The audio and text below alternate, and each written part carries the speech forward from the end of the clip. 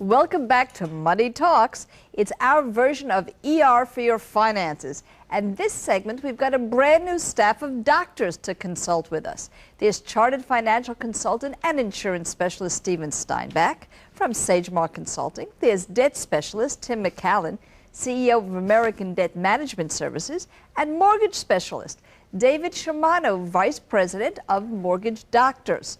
And welcome all of you. This just shows the public how many kinds of professionals are out there.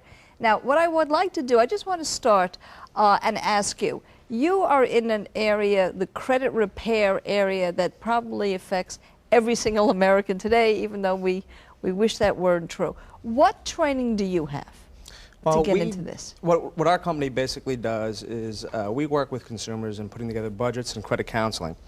We do internal certification. There's actually no state tests that are given right now, although we are monitored by the New York State Banking Department. Yes. So we're internally monitored, and we have a stringent internal test within our company, and each company is set up on an individual basis. Now, you may have heard in our first segment how new financial planning is maybe 20 years old. How new is your field?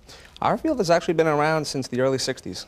Since the early 60s, and that is credit repair, credit management, which of course brings me to the mortgage doctors. Now, you, of course, are a mortgage banker, but mortgage doctors work with people that may have this same kind of problems that go to see Tim. What's that all about? Well, what we do is we help people to tap the equity in their homes. Yes. So that people who can't qualify at an ordinary bank for reasons of income, for reasons of credit, or even based on just the amount of equity they want to take out of their home, we're able to help them to do that. So if people do have credit issues, credit problems, but they do own a home, you would be assisting them in getting that loan and taking a look at their finances. And we do have a call about it. Michael from Long Beach, are you with us? Yes, I am. Go right ahead with your question. My wife and I are trying to plan for our future and our children's future. Yes. And in particular, we were planning on having a child next year.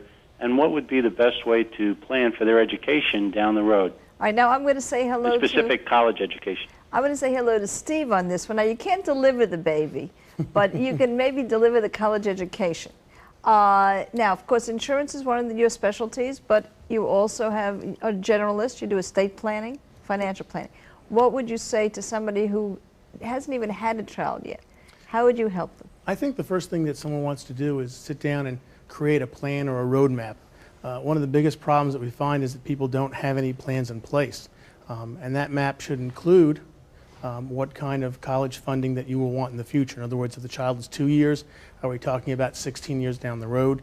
And some kind of guesstimates of what kind of college you may want your son or daughter to attend. So that's what you would actually do. If he sat down next to you, you would have get a wish list from him and work backwards with the amount of years he'd have to invest for the child, the amount of money he'd be able to put in. And do you think you would come up with mutual funds for him, annuities? What's the general type of investment that you work with? I think you'd probably want to have a balanced portfolio. In other words, you'd want to have some things that will take advantage of the growth potential. And you also want to have some security as well. In other words, you don't want to put all your eggs in one basket. But basically, this would be a growth-oriented portfolio. I want to ask you one other question because it's very related and it came in the email. What are some good rules of thumb for levels of life insurance? Ted asked us, for family members. How do you determine if whole life policies or term policies are what you want? And I think that this gentleman, this father-to-be, is also probably worried about insurance. Well, I think that any of the rules of thumb that you may have heard out there are probably not the best way to go. Really, a thorough analysis of your situation is what you want to do, because every family is very different and individual, and what may work for one family may be a disaster for another. In terms of the question of permanent versus term insurance, the overriding factor must be to make sure the family is protected. So okay, a term, if something if that's should happen. what you could afford. Right, exactly. Yeah, so, don't underinsure. Yeah. Absolutely. And the key important point is that you want to make sure you have the most amount of face value of insurance coverage that you need. And then you can worry about whether or not it has cash value. Absolutely. We're getting so many calls, we have to rush over and say hello to Steve from Massapequa. Steve, are you with us? Yes. Yes, go right ahead, Steve. Okay, I have about $24,000 in debt, and I was thinking about taking out a home equity loan on my home.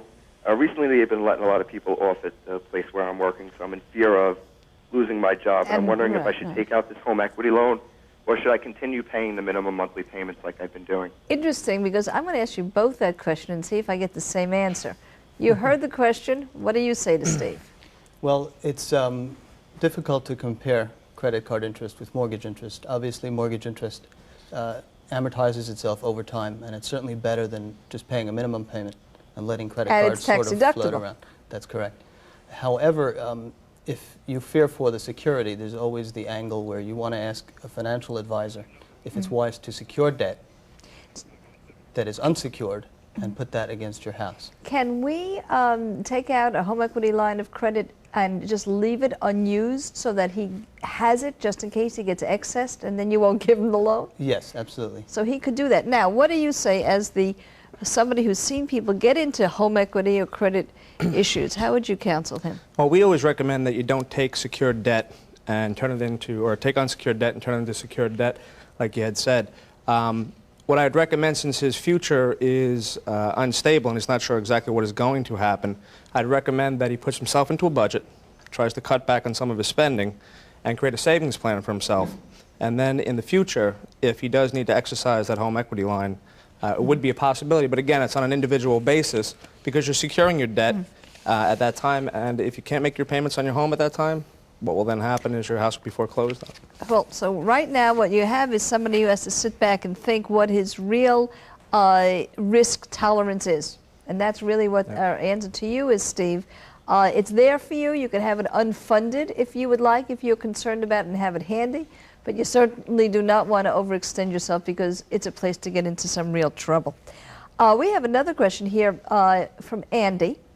Is there a rule of thumb for buying a house that has rental apartment included? He's going to live in the house, but he's getting $600 a month also.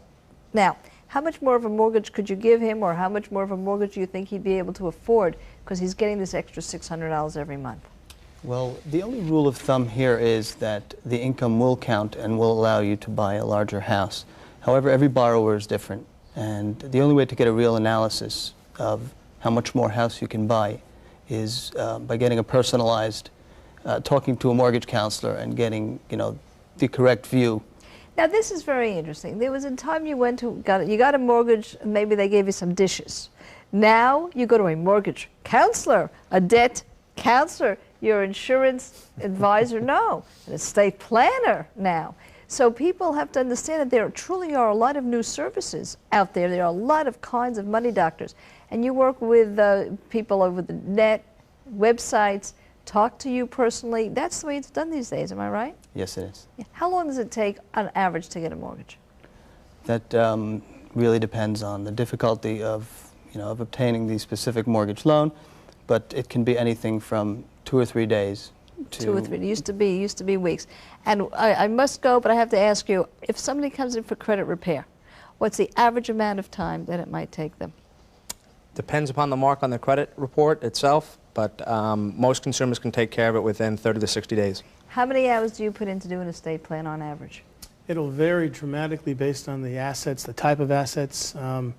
Probably you're spending 20, 30 hours 20 to on 30 average. hours a plan. I want to thank all of my wonderful money doctors for joining me. There's Stephen Steinbeck, Tim McCallan, David Shimano, and don't forget, right after the show, I'll be online to answer your financial questions. So join us for our post-show chat. Just go to the website, www.msgmetro.com. Click on Metro Chat. I hope to see you there. But when we come back, I'll be answering all your money calls, your emails, your phone calls. So call us with those money questions. It's toll-free, 1-877-674-METRO.